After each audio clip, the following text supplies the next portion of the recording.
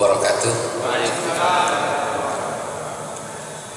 Alhamdulillah munazzil kitab ala qalbi Muhammadin nabiyil ummiin wassalatu wassalamu ala asrafil anbiya'i wal mursalin arsalahu Allah ta'ala rahmatan lil alamin wa ba'd. Faqad qala Allah ta'ala fi kitabihil karim a'udzu billahi minasyaitonir rajim bismillahirrahmanirrahim subhanaka la ilma lana illa ma 'allamtana innaka antal alimul hakim. Bapak-bapak, ibu-ibu segenap jemaah kuliah duha Masjid Jami' Asy-Syuhada rahimahullah. Di hari yang cukup sejuk dan hujan turun sejak jam 3 tadi, bahkan dari sebelum Isya. Alhamdulillah kita masih dapat berkumpul bersama-sama untuk meneruskan kajian tauhid kita di setiap Ahad pagi ini. Mari kita buka dengan bacaan basmalah. Bismillahirrahmanirrahim. Rabbi zidna ilman warzuqna fahman. Kita nanti sudah sampai pembahasan tentang fungsi akal, ya. Yang pasti kita lihat batasan-batasan akal di dalam syariat kita ini. Kita lihat ahli marifat mengatakan bahwa akal untuk mengenal agama, karena ada yang sangat prinsip ketika kita itu berbicara masalah akal. Karena yang membedakan kita dengan binatang itu soal akal. Kapan manusia itu sama dengan binatang? Allah mengatakan di dalam surat Al-Imran, surat Al-A'raf ayat 179. Lahum qulubun la yafqahuna biha. Mereka punya hati, tapi hati mereka itu tidak pernah dipakai untuk memahami ayat-ayat Allah. Artinya punya hati tapi tidak berakal. Mereka punya telinga, walahum azanun la yasma'una biha, tapi telinga mereka enggak pernah dipakai untuk memahami ayat-ayat Allah. Walahum a'yunun la yubsiruna biha, karena mereka punya mata, tapi mata mereka tidak pernah dipakai untuk membaca tanda-tanda ayat-ayat Allah. Ulaika kal an'am bal hum adall. Maka orang yang punya hati yang dipakai untuk mereka itu bisa, ya, memiliki perasaan. Mereka punya telinga nggak pernah dipakai untuk bisa mendengar. Mereka punya mata dipakai untuk bisa melihat. Semua ini berkaitan tentang akal manusia. Maka kata Allah, ulaika kal an'am bal hum adall. Mereka itu seperti binatang, bahkan lebih jelek dari binatang. Nah, dari ayat inilah pentingnya manusia itu selalu memaksimalkan dalam menggunakan akalnya. Panca indera yang Allah berikan kepada kita ini dalam rangka agar pikiran kita, akal kita itu kita bisa gunakan. Karena dengan akal inilah manusia itu bisa bertahan hidup dan bisa menata kehidupannya, ya. Bisa membedakan mana yang baik, mana yang buruknya. Ini lihat. Kita lihat berikutnya, karena apa yang akan dipahami melebihi atas pemahaman ilmu usuli. Apa yang disebut dengan penyaksian atau syuhudi, ya, ini di luar apa yang dipahami oleh akal. Begitu juga apa yang dapat kita rasakan langsung melalui perantara panca indera setelah melalui proses uji coba. Tidaklah memerlukan dari akal atau burhan. Akal hanya memberikan hukum general secara umum terhadap permasalahan-permasalahan tersebut. Itu ingat. Nah, jika ditanyakan bahwa apakah permasalahan yang bersifat general atau kulli Dan apakah masalah partikular yang sifatnya juz'iyah, adanya pembelaan akal terhadap agama? Ini kita lihat nanti. Karena kalau kita tidak pandai membedakan antara kulli wa juz'i, sehingga kita gunakan akal kita itu tanpa kita mengetahui batasan-batasan kita menggunakan akal, maka bisa sesat juga kita. Nah, inilah perlunya kita membuat frame agar pemikiran atau penggunaan akal kita itu dibungkus, ada sekatnya, ada wilayahnya. Karena kalau kita ini gunakan akal tanpa kita membatasi dan mengetahui tentang batasan-batasan mana yang boleh, mana yang tidak, nah, pasti kita sesat. Itulah kalau ada ulama yang memfatwakan bahwa gerakan Mu'tazilah itu sesat karena dia melepas akalnya tanpa bingkai. Nah, untuk bingkainya ini ada yang juz'i, ada yang kulli. Kita lihat nanti. Kalau sudah kulli boleh kita gunakan akal yang bersifat umum. Contoh begini. Kalau secara umum orang Betawi itu ngomongnya blak-blakan, nah itu kita terima. Tapi kalau ada orang Betawi yang kurang bagus karena ngomongnya itu terlalu vulgar, kita bilang dasar Betawi, nah itu gak boleh.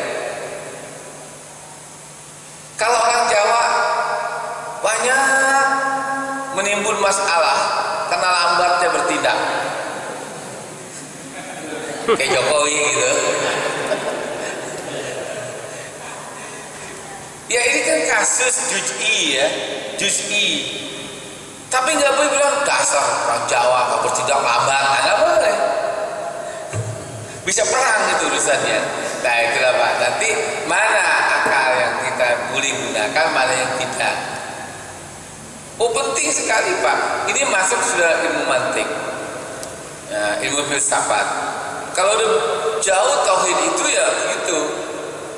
Kalau kita melihat itu ujungnya nanti nyerempet ke filsafat. Karena ini soal masalah memaksimalkan menggunakan akal manusia. Nah kita ini udah semester 8, udah 5 tahun lebih, iyalah udah justru ini udah S2, udah kuliah tauhidnya. Nggak lagi uluhiyah, asma wa sifat. Kita udah sampai mendekati pada pemahaman tentang filsafat. Nah, nanti kita akan berpikir gitu kan lebih jauh. Ini berikutnya kita lihat lagi ya. Jika ditanyakan bahwa apakah permasalahan yang kulli dan partikular, yang juz'i, adanya pembelaan akal terhadap agama, nah jawabannya adalah terhadap masalah-masalah partikular atau yang bersifat itu juz'iyah, bersifat personal, bersifat kepribadian. Kalau manusia ya, orang Betawi ya Salimin, beda dengan yang lainnya. Jangan ada peribahasa gini Pak, biar rambutnya sama pikiran orang belum tentu sama. Nah itu contohnya, biar kulitnya. Jadi jangan mengeneralisasi keadaan. Kayak sekarang kan ini semuanya tuh disepelekan, digampangin semua, ya kan? Sekarang buat masalah lagi, kita mau kerjasama buat mobil nasional dengan Malaysia, buat masalah terus datang. Jadi nanti kita akan lihat ini. Adapun sebaliknya terhadap masalah-masalah general yang bersifat umum ya tentang alam dan syariat adalah jalan untuk menggunakan dalil akal. Jadi kalau udah yang bersifat itu bisa umum ya bisa aja, tapi kalau udah masalah pribadi jangan diumumkan, disepelekan. Oleh karena itu akal berperan penting dalam menggariskan hukum-hukum yang bersifat umum. Contoh gini, contoh apa ya? Dalam hadis tentang bid'ah, fi kulli dolalatin finnar. Setiap yang sesat itu pasti akan masuk neraka. Ini masalah bid'ah. Fi kulli bid'atin dolalah wa fi kulli dolalatin finnar. Itu hadisnya. Bisa nggak kita generalisasi semua yang tidak dilakukan Nabi itu sesat? Kalau secara parsial tidak boleh, karena Nabi juga nggak pernah ngaji duduk di atas karpet yang bagus gini.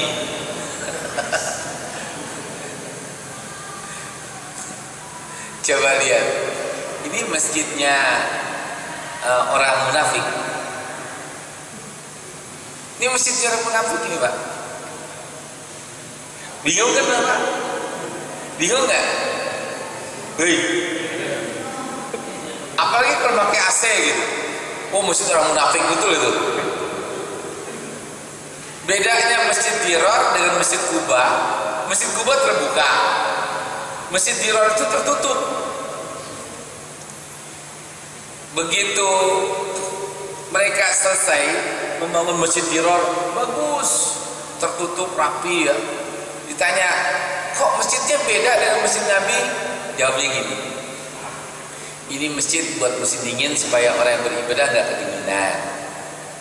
Ini masjid musim panas supaya nanti kalau orang ibadah musim panas nggak kepanasan. Ini masjid supaya nanti orang ibadah kalau ada hujan nggak kena hujan. Bagus nggak tuh? Bagus nggak? Oh bagus. Tapi karena dibuatnya oleh orang munafik, maka tuh Masjid Dirar dihancurkan.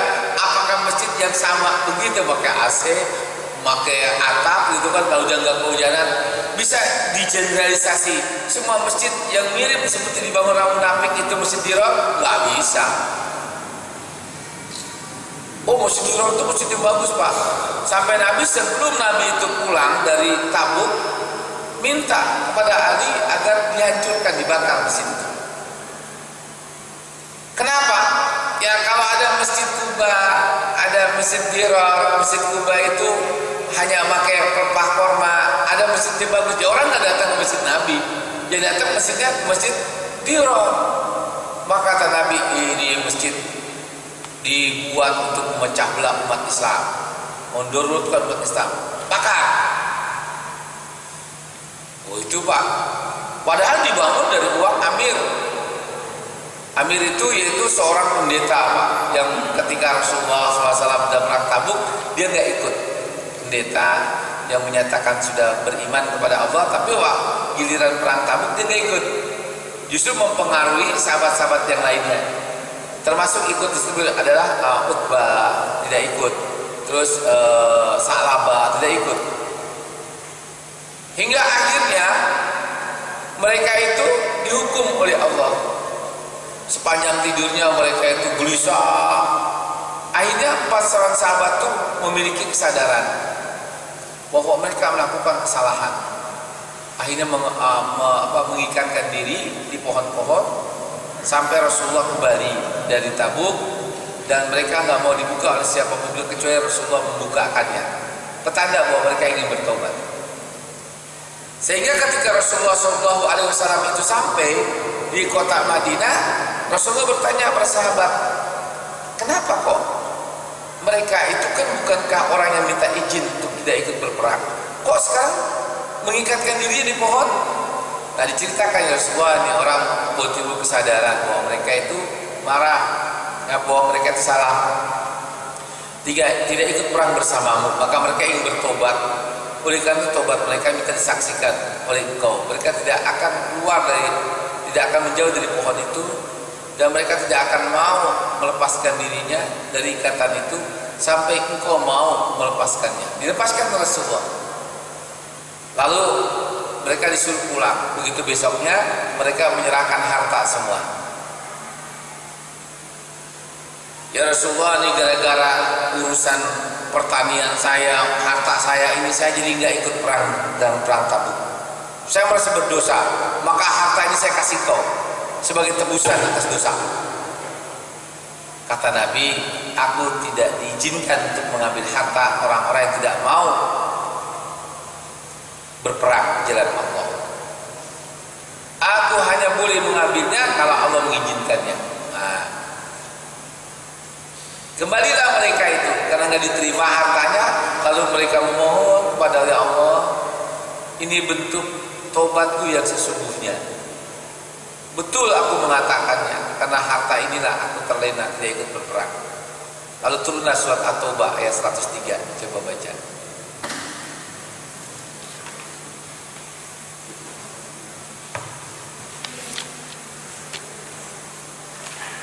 Ayo cepetan. 139. Surat 9 ayat 103. Cepat.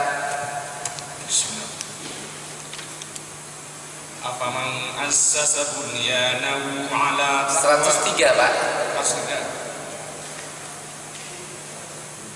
Khudh min amwalihim shadaqatan tutahhiruhum wa tuzakkihim biha wa shalli 'alaihim inna sholata sakanun lahum wallahu sami'un 'alim.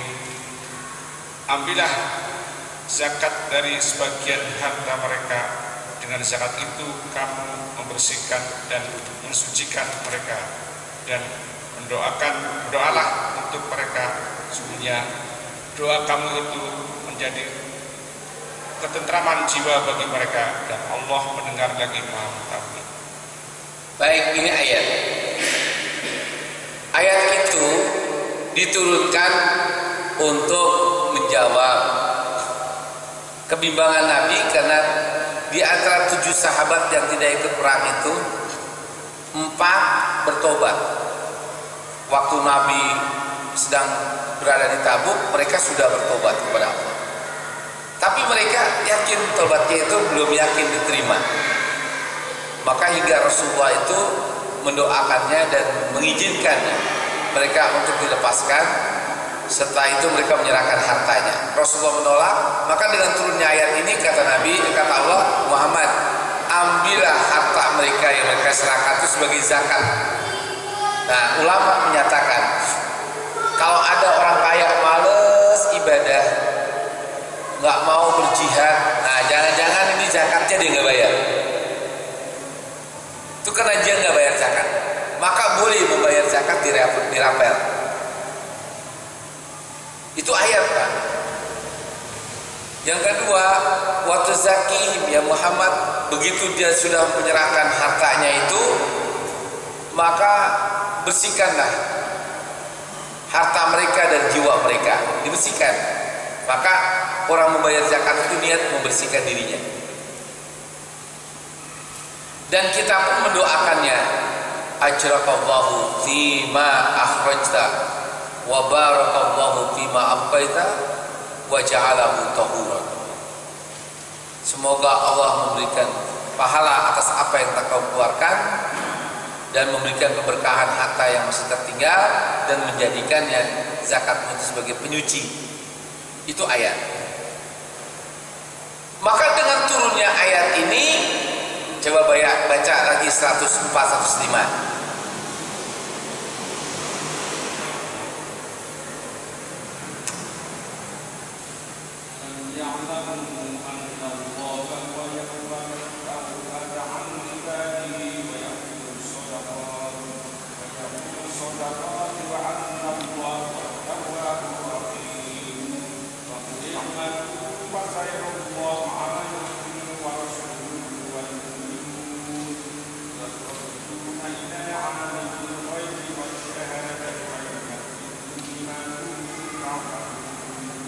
Adakah mereka mengetahui bahwasanya Allah menerima taubat dari hamba-hambanya dan menerima zakat, dan bahwasanya Allah menerima taubat dari hamba-hambanya?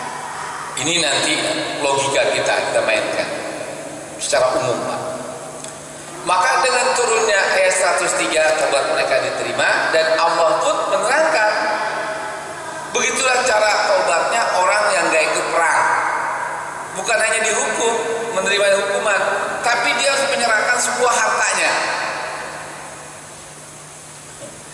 apalagi koruptor Pak. Coba bayangkan